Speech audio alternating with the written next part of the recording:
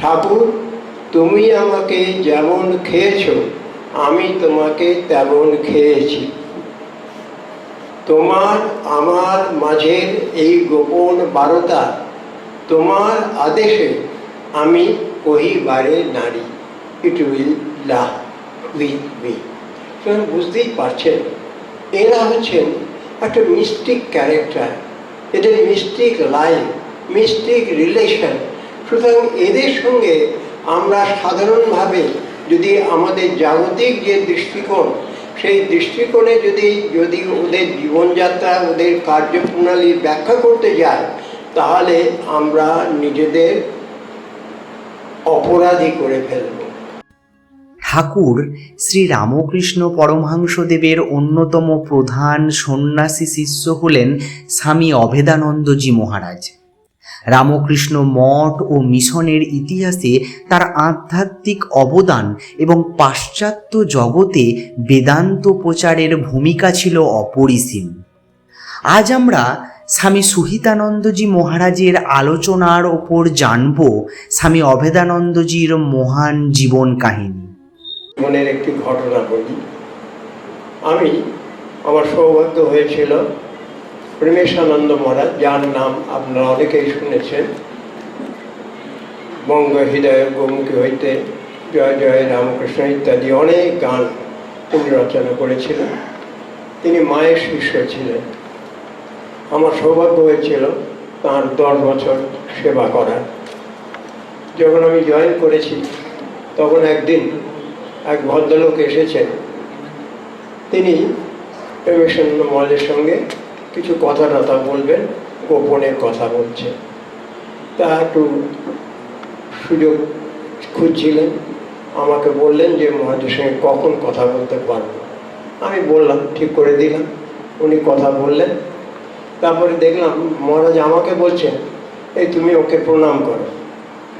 আমি ব্রহ্মচারী হয়ে গেছি, আমার একটা ইজ্জতে লাগছে। একটা গৃহস্থ লোককে আমাকে উনি প্রণাম করতে বলছেন, আমি কেন প্রণাম করব?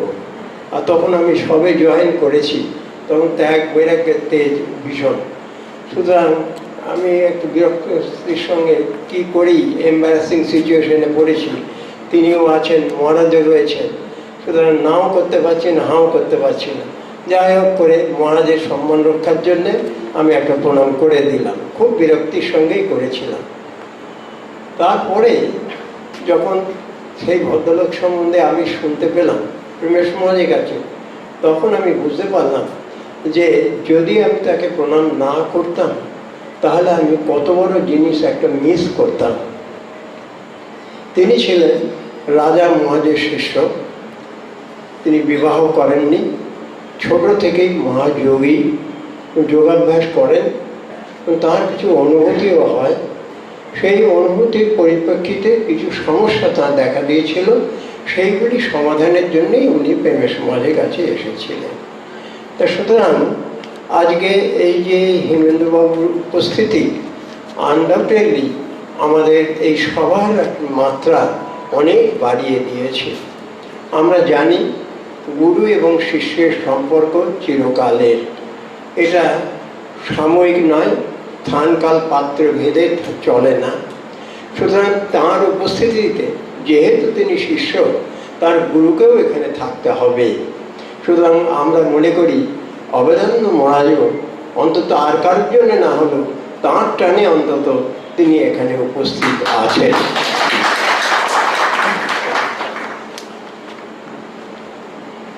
প্রেমেশানন্দ মহারাজ একদিন কথায় কথায় আমাকে বলছেন যে দেখো, যদি ঠাকুর, মা আর স্বামীজি এই তিনজন যদি না আসতেন তাহলে ঠাকুরের যে কজন ডাইরেক্ট ডিসাইপলস আছেন প্রত্যেকেই এক একজন অবতার বলে পূজিত হতেন।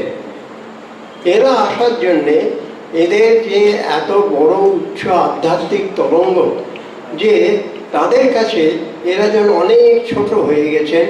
এই সেদিনই 7 দিন আগেই দেখলাম লেখা আছে, স্টেটসম্যানে ছোট্ট একটা কলম বেরিয়েছে যে অভেদানন্দ স্বামী সম্বন্ধে বলেছেন যে he has been shadowed by Vivekananda. ঠিকই তাই, আমি যখন পড়লাম তখন আমি দেখলাম ঠিকই বলেছেন, ইন্টারপ্রিটেশনটা ঠিকই। স্বামী বিবেকানন্দ যখন পাশ্চাত্য দেশগুলোতে বেদান্ত প্রচার শুরু করেন, তখন তার এই মহান কাজকে এগিয়ে নেওয়ার জন্য একজন যোগ্য সহচর ও প্রতিনিধির প্রয়োজন ছিল। স্বামী অভেদানন্দজি সেই দায়িত্ব অত্যন্ত নিষ্ঠার সঙ্গে গ্রহণ করেন। দীর্ঘ 25 বছর ধরে তিনি আমেরিকা ও লন্ডনে বেদান্ত, ভারতীয় দর্শন ও সংস্কৃতির প্রচার করেছিলেন। পাশ্চাত্য সমাজের বহু বুদ্ধিজীবী ও অধ্যাপক তার গভীর জ্ঞান ও বক্তৃতায় মুগ্ধ হয়েছিলেন। পার্সোনালিটিটা স্বামী বিবেকানন্দের সামনে এবং তাঁর ব্যক্তি এবং প্রসারতার সামনে এটা ছোট হয়ে গেছে, কিন্তু ইনি কম নন। এরা যদি এককভাবে আমরা যদি তাদের জীবনের দিকে লক্ষ্য করি এবং জীবনের ঘটনাগুলির দিকে তাকাই, তাহলে আমরা দেখতে পাবো তাদের প্রত্যেকেরই এক একটা স্বকীয় অবদান আছে এই পৃথিবীর সভ্য জগতের কাছে। সভ্য যে ভারতবর্ষের নয়, গোটা পৃথিবীর জন্য তাদের একটা করে মেসেজ আছে। শশী মহারাজ রামকৃষ্ণানন্দ স্বামী তিনি একবার সারা গ্লেনকে তাকে একবার বলেছিলেন যে দেখো, আমি যদি জানতাম যে আমার এইরকম একটা কাজ আছে, তাহলে এই বরাহনগরে এত কঠোরতা করে হয়তো শরীরটাকে নষ্ট করতাম না। কিন্তু ঠাকুর আমাকে বলে দিয়ে গেছেন, যেমন নরেনের একটা কাজ আছে, রাখালের কাজ আছে, এমনি আমারও একটা কাজ আছে, সেই কাজটাই করতে আমাকে হবে এবং সেই জন্যেই আমি এসেছি। এরাও তাই। অভেদানন্দ মহারাজের তার কিছুকাল আগে, কয়েক বছর আগে, 15-20 বছর আগে বিশ্ববাণীতে একটা ওর ডায়েরির একটা পাতা বেরিয়েছিল। ডায়েরির মধ্যে স্ক্রিনিং মতন কিছু লেখা ছিল, সেইটা ছেপে বেরিয়েছিল।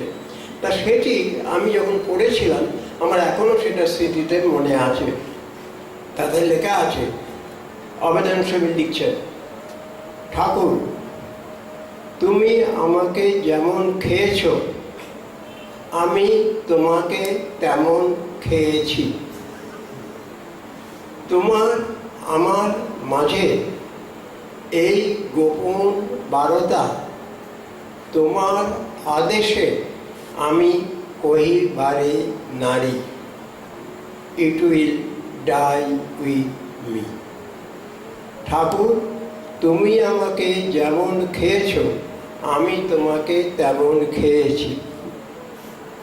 তোমার আমার মাঝের এই গোপন বারতা, তোমার আদেশে আমি কহিবারে নারী। It will love with me. সুতরাং বুঝতেই পারছেন, এরা হচ্ছেন একটা মিস্টিক ক্যারেক্টার, এদের মিস্টিক লাইফ, মিস্টিক রিলেশন। সুতরাং এদের সঙ্গে আমরা সাধারণভাবে যদি আমাদের জাগতিক যে দৃষ্টিকোণ, সেই দৃষ্টিকোণে যদি ওদের জীবনযাত্রা, ওদের কার্যপ্রণালী ব্যাখ্যা করতে যাই, তাহলে আমরা নিজেদের অপরাধী করে ফেলব। কারণ এদের ব্যাপারটাই সম্পূর্ণ আলাদা। ঠাকুর বলছেন, দেখ, যখনই এরা কেউ যেতেন, মাস্টারমশাই তার শ্রীমদর্শনের মধ্যেই আছে যে আমি কে আর তোরা কে, আর তোদের সঙ্গে আমার কি সম্পর্ক, এইটা জানলেই হয়ে গেল। ঠাকুরের কাছে যখন অভেদান কালী প্রসাদ গিয়ে পৌঁছেছেন, তিনি বাচ্চা থেকেই যোগী, তার জন্ম থেকেই যোগী তিনি। যেমন স্বামীজির সাধনা, এবং তিনি প্রত্যেক দিন যখন ঘুমাচ্ছেন, তিনি নিজে জানতেন না যে তিনি সমাধিস্থ হয়ে ঘুমান। ওর ধারণা যে সবাই বোধহয় জ্যোতির সমুদ্রেই বোধহয় ঘুমায়, এইরকমই তার ধারণা ছিল। পরে এরও ঠিক সেই রকমই একটা যোগ যেন ওর পেছনে পেছনে চলেছে ওর সঙ্গে। ওই বাচ্চা ছেলে তৎকালীন কালীবর বেদান্ত বাগীশ ভবনেপুরে তার কাছে গেছেন যে যোগশাস্ত্র কিভাবে পড়াশুনো করবেন। সংশোধক তর্ক চূড়ামণি তার কাছে ছুটছেন কি করে তার কাছ থেকে সংস্কৃত জিনিসটা ভালোভাবে জানতে পারবেন এবং শাস্ত্রের মর্ম কী করে বুঝতে পারবেন। এই ব্যাকগ্রাউন্ড নিয়ে তারপরে তিনি যখন ঠাকুরের কাছে গেছেন, তখন ঠাকুর দেখেই বুঝতে পেরেছেন এই হচ্ছে কে। এবং সেই জন্যেই ঠাকুর বুঝতেই পারছেন, শুধু একটু যেই মন্ত্রটা লিখে দিলেন, সঙ্গে সঙ্গে তার বৈকুণ্ঠ দর্শন হয়ে গেল। তিনি দেখলেন যে ঠাকুরের শরীরের মধ্যে সমস্ত দেব দেবী যেখানে আছে তারা সবাই এসে মিলিত হয়ে যাচ্ছেন। সুতরাং অবদান স্বামী সেই বাচ্চা বয়সে যেটা আমাদের সাধন ভজনের অন্তে শেষকালে যেটা আমাদের উপলব্ধি হয়, সেই উপলব্ধিটা তার শুরুতেই শুরু হয়ে গেল। যখন বাচ্চা ছেলে সেই সময়ই তার শুরু হয়ে গেল। অবদান স্বামীর সঙ্গে এই রামকৃষ্ণ মিশন এটা একটাই প্রতিষ্ঠান, তার দুটি ভাগ আছে। সেরকমভাবে যেমন একই বাড়িতে দুটো ঘর থাকে, ঠিক সেই রকমই। কারণ অবদান স্বামী উনি বললেন যে যখন স্বামীজি আমেরিকাতে বক্তৃতা দিয়েছেন, প্রতিষ্ঠা পেয়েছেন, চারদিকে তার নাম যশ হয়েছে, তাকে ডাকছে, সেই সময় তার শত্রুপক্ষ যারা তারা উঠে পড়ে লাগলো যে এই নরেন্দ্রনাথ একটা বকাটে ছোড়া ছিল, ওর কোনো ক্রিডেন্সিয়াল নেই, ও কোনো কারোর প্রতিনিধি নয়। তখন স্বামীজি ডেসপারেটলি ভাবছেন যে একটা অন্তত ক্রিডেন্সিয়াল যদি ভারতবর্ষ থেকে পাওয়া যায়, তাহলে অন্তত আমি এদের মুখটা বন্ধ করতে পারবো। তার জন্য তিনি লিখে পাঠালেন যে তোমরা যেভাবে পারো কয়েকজন পণ্ডিতকে দিয়ে, গণ্যমান্য ব্যক্তিকে দিয়ে বলো যে একটা রেজলিউশন পাস করে এখানকার যিনি প্রেসিডেন্ট শিকাগোর, তার পার্লামেন্ট অফ রিলিজন, তার কাছে একটা চিঠি পাঠিয়ে দাও। পাঠিয়ে দিলে অ্যাটলিস্ট অন্তত তারা বুঝবে যে আমি সব জোচ্চর নই। যখন রবীন্দ্রনাথের এই অবস্থাটা শুনেছেন, অবদান স্বামী, যোগানন্দ স্বামী, শশী মহারাজ পাগলের মতো ওরা ছুটে ছুটে বেড়াচ্ছেন, এর কাছে তার কাছে ধরে তারা একটা সভা তৈরি করলেন, সভা করালেন। এবং সেই সভাটা ওখানে কাশিতেও করেছিলেন প্রমোদাস মিত্র, আলাসিঙ্গা পেরুমল ম্যাড্রাসে করলেন, এবং এখানে কলকাতায় করলেন অবদান স্বামী, যোগানন্দ স্বামী এবং শশী মহারাজ, এরা তিনজনা মিলে। এবং কলকাতারটাই সব থেকে বেশি হয়েছিল এবং তাতে লোকের সমাগমও বেশি হয়েছিল এবং রেজলিউশনগুলি তার পাঠিয়েও তারা দিয়েছিলেন। অবশ্য by that time Swamiji settle হয়ে গেছে, তাকে অ্যাকসেপ্ট করে নিয়েছে ওখানকার সমাজ, সুতরাং সেটা দরকার হয়নি। অবদান স্বামীর সংস্কৃতে তাঁর কত স্তব স্তুতি আছে। তো এটা যেন সংস্কৃতিতে কিছু লেখা, এটা যেন তাঁর একটা রক্তের মধ্যেই ছিল। যখন বর্ণগর মঠে ছিলেন, বলছেন কালী তপস্বীর ঘর ছিল, একটা ঘরের মধ্যে সবসময় তিনি বন্ধ করে ধ্যান করছেন। বলছেন শুয়ে তখনও ধ্যান করছেন, বলছে যে ও মরে গেছে, বলছে ও শালা ওরম করেই ধ্যান করে, ওই শুয়ে শুয়েও ধ্যান করছে। যেন ধ্যান করা, যোগাভ্যাস করা, এই শাস্ত্রপাঠ, এটা যেন তার রক্তের মধ্যেই ছিল। এগুলো পূর্ব জন্মের স্বীকৃতি বসে উনি এই সব শক্তিতে শক্তিমান হয়ে এসে জন্মগ্রহণ করেছেন। বরানগর মঠে থাকতেই উনি গয়াতে গেছিলেন। গয়াতে যখন গেলেন, সেখানে গিয়ে কয়েকটি সাধু সম্প্রদায়ের সঙ্গে যোগাযোগ হলো। সেই সম্প্রদায়ে তাদের কাছ থেকে একটি জিনিস নিয়ে এলেন, সেটি হলো বিরজাহম মন্ত্র। আজকেও আমরা এই প্রতি বছর বেলুড় মঠে হয়, এখানে হয় এবং আমাদের সারদা মঠে হয়, যেখানেই আমাদের এই সন্ন্যাস হয়, সেই সন্ন্যাসে বিরজাহম মন্ত্র পাঠ করতেই হয়। বছরের পর বছর ধরে এই 100 বছরের উপর বেলুড় মঠে হয়ে আসছে।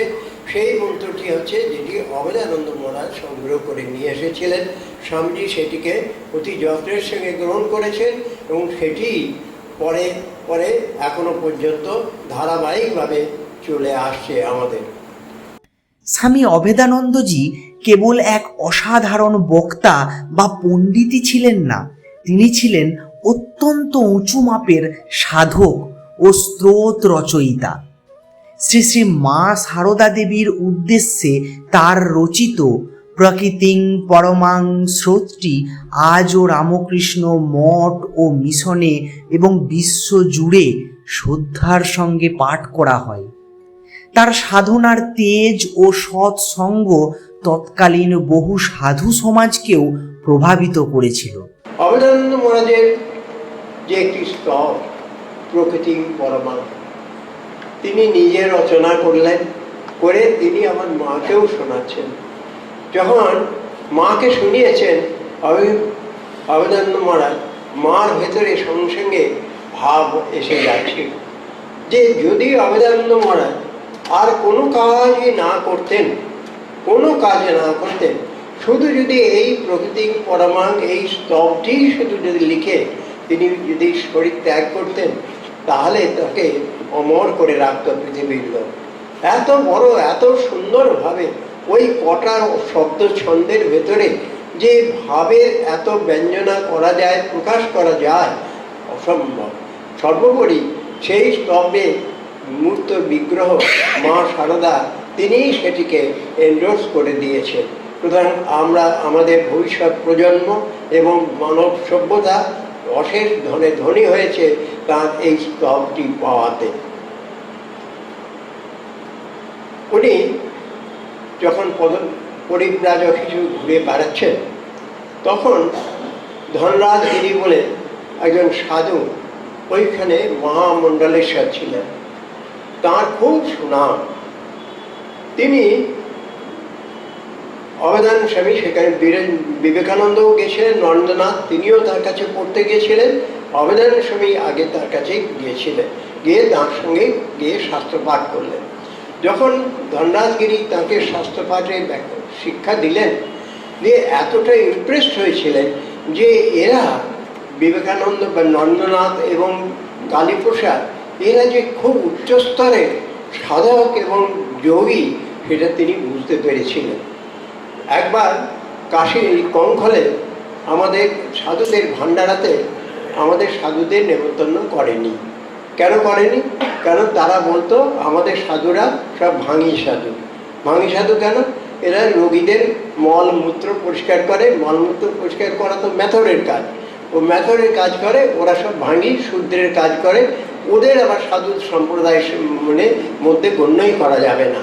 তা সে যে সমষ্টি ভান্ডারা হচ্ছে, তখন সব সম্প্রদায়ের সাধুদের নেমন্তন্ন করা হয়েছে, কিন্তু রামকৃষ্ণর সঙ্গে রামকৃষ্ণ মিশনে কোনো সাধুকে ডাকা হয়নি। ধনরাজগিরি এসেছেন মহামণ্ডলেশ্বর, তিনি প্রথম এসে বসবেন। উনি আসলে পর তারপরে মন্ত্র পাঠের পর সবাই প্রসাদ গ্রহণ করবে। তিনি এসেই প্রথমে খুঁজছেন কোথায় গেল, যে রামকৃষ্ণ মিশনের সাধু কোথায়। বললো যে ওই ওদের তো দেখছি না, বড় স্বামীজি আর ছোট স্বামীজি, কল্যাণ মহারাজ আর নিশ্চয় মহারাজ, ওই তাদের তো দেখছি না। বললো যে ওরা ভাঙি সাধু, ওদের আমরা ডাকি টাকি না। উনি বললেন আমি কিচ্ছু গ্রহণ করব না যতক্ষণ না তাদের আমার পাশে নিয়ে এসে বসানো হবে। এবং সঙ্গে সঙ্গে সে তাদের গেল, গিয়ে নিয়ে এলো। সুতরাং এই যে অভেদানন্দ স্বামী একটা ইনস্ট্রুমেন্টাল হলেন, যে রামকৃষ্ণ সংঘের সন্ন্যাসীরা তারা যে অন্যান্য তথাকথিত প্রচলিত সাধু সমাজে একই সমপর্যায়ে যে অন্তত সেই স্বীকৃতিটুকু আদায় করে ছেড়েছিলেন তার পাণ্ডিত্য, তার সাধু চরিত্র এবং নরেন্দ্রনাথ দুজনেরই দ্বারা। উনি আমেরিকাতে গেছেন, কাজ করেছেন। স্বামীজি বলেছেন ওকে বক্তৃতা দিতে হবে। তো যখন ফার্স্ট লেকচারটি দিলেন, স্বামীজি বললেন যে আমি এর বক্তৃতা শুনে বুঝতে পারছি যে যদি বিবেকানন্দ শরীর ত্যাগ করে, Vivekananda perishes, still his voice will ring in this American soil.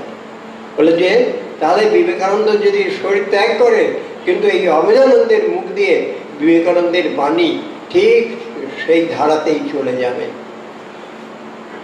1900-এ Swamiji যখন গেলেন আমেরিকাতে, নিউ ইয়র্কে গিয়ে দেখলেন অভেদানন্দ মহারাজ একটা আশ্রম তৈরি করে ফেলেছেন।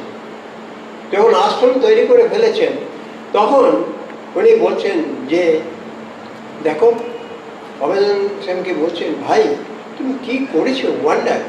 I tried once twice and thrice but I could not open. আমি এখানে ব্রেক করতে পারিনি, কিন্তু তুমি করে ফেলেছো। তুমি অসম্ভব কাজ করেছো, তোমার দ্বারাই এই দেশের কাজ হবে। উনি সেই স্বামীজি ডেকে নিয়ে গেছিলেন 1896 আমি ভুলে গেছি ডেটটা। তা নিয়ে গেলেন। সেই সময় থেকে উনি কন্টিনিউয়াসলি 1921 পর্যন্ত ছিলেন। মাঝখানে শুধু আর 10 মাসের জন্য একবার এখানে এসেছিলেন, আবার ফিরে গেছিলেন। যেখানেই দেখেছেন যে স্বামীজি সম্বন্ধে কিছু সুযোগ আছে, ভারতীয় কৃষ্টি এবং সভ্যতা সম্বন্ধে, দর্শন সম্বন্ধে কিছু বলার আছে, সেখানেই গেছেন। এবং গেছেন এভাবে নয়, তিনি ভিখিরির মতো যাননি, অ্যাপিল করে যাননি, প্লিড করে যাননি। তিনি গেছেন উইথ ম্যাজেস্টিক অ্যাপ্রোচ নিয়ে গেছেন। তিনি ইন্টেলেকচুয়াল লেভেলে, তাদের স্পিরিচুয়াল লেভেলে তাদের সঙ্গে ইন্টারাক্ট করেছেন। ইউনিভার্সিটিতে প্রফেসরদের সঙ্গে কথা বলেছেন, কথা বলে তাদের কনভিন্স করিয়েছেন। তারপরে তারা তাকে ইনভাইট করেছে প্রত্যেকটি ইউনিভার্সিটিতে। কোথায় না কোথায় আমেরিকায় যাননি। এই সিয়াটলে আমি গেছিলাম, তখন সিয়াটলে সেই সময় একটা কোটেশন দেখালো অভিধান স্বামীর, যে উনি বলছেন যে এখানে এসে উনি চারদিকে খুঁজছেন, তাকে বলছেন, দেখো আমি দেখতে পাচ্ছি যে এখানে এই চারদিক দিয়ে প্রশান্ত মহাসাগর পর্যন্ত একটা আধ্যাত্মিক তরঙ্গ বয়ে যাচ্ছে। আজকে হয়তো তোমরা কিছু বুঝতে পারছো না, পরে দেখবে যে এখানে কি ধরনের একটা স্পিরিচুয়াল ওয়েভ তৈরি হবে। আমরা অনেক সময় ভাবি বোধহয় আমেরিকা এত মেটেরিয়ালিস্টিক, এই ধরনের, সেখানে কি স্পিরিচুয়াল ওয়েভ হবে, হবে, হচ্ছে। আমরা কত ঘটনা আমার জীবনে দেখেছি যে সেখানে আমেরিকাতে গেলে দেখলে বুঝতে পারা যায় যে তারা কত দূর অ্যাডভান্স এগিয়ে এসেছে। আমার পোর্টল্যান্ডে আমি গেছি, একজন ভদ্র মহিলা আমেরিকান, তিনি হোয়াইট, উনি আমার যত্ন টত্ন নিচ্ছেন আর ঘুর ঘুর করছেন, কিছু বোধহয় বলার ইচ্ছা করছেন, কিন্তু সবসময় লোকজন আমাকে ঘিরে থাকছেন, কিন্তু আমার সুযোগ পাচ্ছেন না। তারপরে আমার ঘরের পর্যন্ত এসে হাজির হয়ে গেলেন। এসে আমি তখন বললাম, কিছু বলবেন আপনি? তখন বলছে, হ্যাঁ আমার একটা কথা বলার আছে। বলে, বলুন না।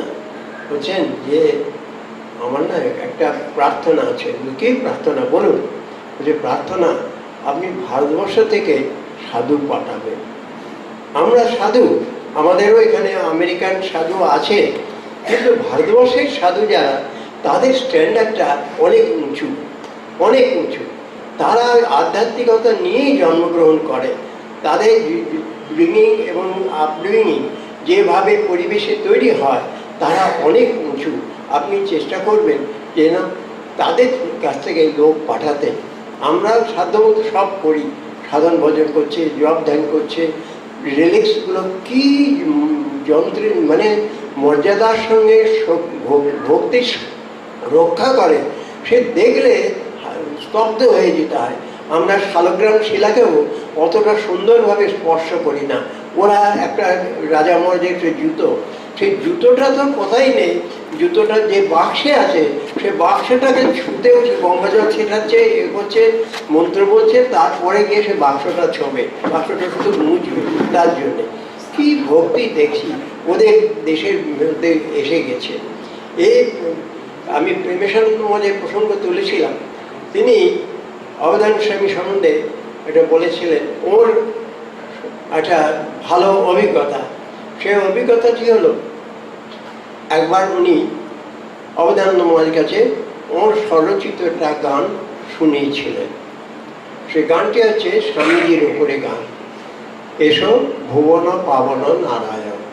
এই গানটি, এটি নরেন্দ্রনাথের উপরে প্রেমেশানন্দ মহারাজ রচনা করেছেন। সেই গানটি গিয়ে শোনালেন। অবদানন্দ মহারাজ একবারে বললেন যে শুনতে শুনতে একবারে স্তব্ধ হয়ে গেল, চুপ হয়ে গেছে। তারপরে আস্তে আস্তে উঠে এলেন, এসে আমাকে একবারে জড়িয়ে ধরেছেন, ধরিয়ে বললেন যে আহা, তুমি কি গানই রচনা করেছো, বলে আপ্লুত হয়ে গেলেন। সুতরাং এদের যে একটা ভাব কি লেভেলে থাকেন এদের, সে ভাবাই যায় না। অভেদানন্দ মহারাজের সম্বন্ধে যে কিছুদিন আগে আমার সঙ্গে যে মহারাজটি এসেছেন, শৈলেশ মহারাজ, সেই সন্ন্যাসী, উনি একটা আবিষ্কার করেছেন। আবিষ্কার করলেন, আমাদের পুরনো সব কাগজ ঘাঁটতে ঘাঁটতে একখানা কাগজ আবিষ্কার করেছেন। এই কাগজটি আমার মাথায় মনে এলো, কারণ এই শান্তিবাবু প্রসঙ্গ তুলেছেন বলেই আমি সেইটি বলছি। সেই কাগজটি হলো বেদান্ত মঠের লেটার হেডে মহাপুরুষ মহারাজ শিবানন্দ মহারাজ একটা ডিক্লারেশন দিচ্ছেন। ডিক্লারেশনটা সবটা আমি এখনই বলবো না। পাশ্চাত্যে দীর্ঘ প্রচার কার্য শেষ করে তিনি ভারতে ফিরে আসেন এবং কলকাতায় শ্রী রামকৃষ্ণ বেদান্ত মঠ প্রতিষ্ঠা করেন, যাতে সাধারণ মানুষের মধ্যে আধ্যাত্মিক চেতনা ও শাস্ত্রের সঠিক চর্চা অব্যাহত থাকে। জীবনের শেষ দিন পর্যন্ত তিনি শ্রী রামকৃষ্ণের ভাবধারা ও বেদান্তের আদর্শ প্রচার করে গেছেন। কিন্তু তার মধ্যে এটাই বলছেন যে অভেদানন্দ মহারাজ যখন বিদেশ থেকে এখানে চলে এলেন, এসে উনি কেন কলকাতাতে আর একটা নতুন আশ্রম করলেন? উনি তো বেলুড় মঠেই থাকতে পারতেন, কিন্তু বেলুড় মঠে না থেকে কলকাতাতে কেন একটা নতুন করে করলেন? তার মাথায় ছিল, স্বামীজির ইচ্ছা ছিল যে যেখানে রাজধানী, এইখানে যদি কোনো একটা ভাব প্রচারের কেন্দ্র হয়, তাহলে এটা সাধারণত যারা শিক্ষিত জনসমাজ তাদের ভেতরে গিয়ে আকৃষ্ট হবে এবং তার প্রচারটা সহজে হবে। তো স্বামীজির ওই ইচ্ছাটাই তিনি পূরণ করার জন্যেই তিনি এখানে একটি মঠ তৈরি করতে চেষ্টা করলেন। কিন্তু করলেও এটা এমন কিছু নয় যে এটা যেন ওটার দিকে তাকিয়ে দেখবে না, যেন দুজনে ভাগ হয়ে গেল সম্পত্তির, তা হয়নি। এটা একটা এক্সটেনশন অফ বেলুড় মঠ। বেলুড় মঠেরই একটা এক্সটেনশন উনি, যাতে সহজভাবে তিনি আরও কলকাতার লোকের মধ্যে তার ভাব নিয়ে গিয়ে পৌঁছাতে পারেন, তার জন্য চেষ্টা করেছিলেন। এবং সেখানে অবেদন ওই চিঠির ভেতর পরিষ্কার এই কথাই লেখা আছে যে এটা যদিও রামকৃষ্ণ মঠ মিশনের সঙ্গে এর কোনো সম্পর্ক, মানে লিগ্যাল কোনো সম্পর্ক থাকলো না, তাহলেও এটি কিন্তু ওই ভাবধারাতেই এটি পুষ্ট এবং চলবে। এবং এটি ততদিনই আমরা ইন্ডিপেন্ডেন্টলি চালাবো যখন এটা সাবালক হয়ে যাবে, অর্থাৎ এটা যেন বেলুড় মঠের উপর কোনো লায়াবিলিটি না হয়। তার জন্যে এটা সাবালক হলে তারপরে তখন আমরা সিদ্ধান্ত নেওয়া হবে। এইরকমভাবে সেই চিঠিটি রয়েছে এবং ওটি নিউজ পেপারেও বেরিয়েছিল এবং সেই ক্লিপিংসটাও আমাকে এই শৈলেশ মহারাজ ওটি দেখিয়েছেন। সুতরাং আপনারা বুঝতেই পারছেন এটি কোনো দিনই এটা আলাদা কিছু নয়, আমাদেরই এক্সটেনশন। আমরা এখন সেন্ট্রাল গভর্নমেন্ট অভেদানন্দ মহারাজের 150তম কিছু পালন করার ব্যাপারে আমাদের কাছ থেকে আমরাই রিকোয়েস্ট করেছিলাম, যেন স্বামীজি তো হয়ে গেল, এরপরে অভেদানন্দ স্বামীর আসছে, আপনারা কিছু করতে পারবেন কি না। যখন বলেছিলাম, নরেন্দ্র মোদীর সঙ্গে একদিন বাই আমি বলেছিলাম, আমার খেয়ালও ছিল না। তারপর দেখছি হঠাৎ একটা ছোট একটা কমিটি তৈরি হয়েছে এবং সেই কমিটিতে রামকৃষ্ণ মিশনের দুজন সন্ন্যাসীকে বলেছে আপনারা পাঠান, যারা ওই কমিটিতে থাকবে এবং প্রপোজাল পাঠান। আমরা একটা পাঠিয়েছি, এখনও মিটিং হয়নি। মিটিং হলে তার মধ্যে আমরা রেখেছি দার্জিলিংয়ের ওটার রেস্টোরেশন এবং এটারও কিছু যদি কিছু রেনোভেশন করা যায় সেগুলি আমরা সাজেশন দিয়েছি এবং আরও কোনোভাবে কীভাবে কিছু কাজে কর্ম করা যায় সেটি আমরা দেখব। আমি আমার বক্তব্য অনেক দীর্ঘ হয়ে গেছে, এখন এইবার শেষ করব একটি ছোট্ট ঘটনা দিয়ে। যে ঘটনাটি হচ্ছে ঠাকুরের, যখন শুনলে আপনাদের আনন্দ হবে যে 29-এ যখন বেলুড় মঠে ঠাকুরের মন্দিরের ভিত্তি স্থাপন হয়েছিল 29-এ, তখন অভেদানন্দ স্বামী সেখানে ছিলেন। তিনিও সেখানে মহাপুরুষ মহারাজ ভিত্তি স্থাপন করলেন, অভেদানন্দ স্বামীও তার সঙ্গে সামিল হয়ে দুজনে মিলেই করেছিলেন। আর 1938-এ 15 না 14 জানুয়ারি পৌষ সংক্রান্তির দিন, যেদিন ঠাকুরের সেই মন্দিরটি দ্বারোদ্ঘাটন হলো, বিজ্ঞান মহারাজ করলেন, অবেদান স্বামীও সেই ঘরেই সেইখানেই দাঁড়িয়ে আছেন। যখন সেখানে তিনি অর্ঘ্য দিতে যাচ্ছেন, তখন দেখা গেল অবেদান স্বামী একবার স্তব্ধ হয়ে, সমাধিস্থ হয়ে আছেন, একবার স্থানুর মতো দাঁড়িয়ে আছেন। আর সেই সময় তিনি সমাধিস্থ, আর ওইখানে সাধু ব্রহ্মচারী মিলে তারা তাঁরই, যখন বরানগর মঠে তিনি যে স্তবটি রচনা করেছিলেন, সেই স্তবটি সাধু ব্রহ্মচারী মিলে গাইছে তাকে, আর তিনি অপরূপ একটা জগতে তখন চলে গেলেন। নমস্কার। প্রিয় দর্শকবৃন্দ, আজ আমরা সহসংঘাধ্যক্ষ মহারাজ স্বামী সুহিতানন্দজির বক্তব্যে খুব সুন্দরভাবে স্বামী অভেদানন্দজির জীবনের বিভিন্ন দিক জানলাম। স্বামী অভেদানন্দজির জীবন আমাদের শেখায় কিভাবে ভক্তি, জ্ঞান ও কর্মের সঠিক সমন্বয় ঘটিয়ে পথ চলা যায়। ভিডিওটি ভালো লাগলে অবশ্যই লাইক ও শেয়ার করুন এবং রামকৃষ্ণ ভাবধারার আরও ভিডিও পেতে আমাদের এই চ্যানেলটি সাবস্ক্রাইব করে আমাদের পাশে থাকুন। ভালো থাকুন, সুস্থ থাকুন, এই প্রার্থনা জানাই ঠাকুর মা স্বামীজির কাছে। ধন্যবাদ।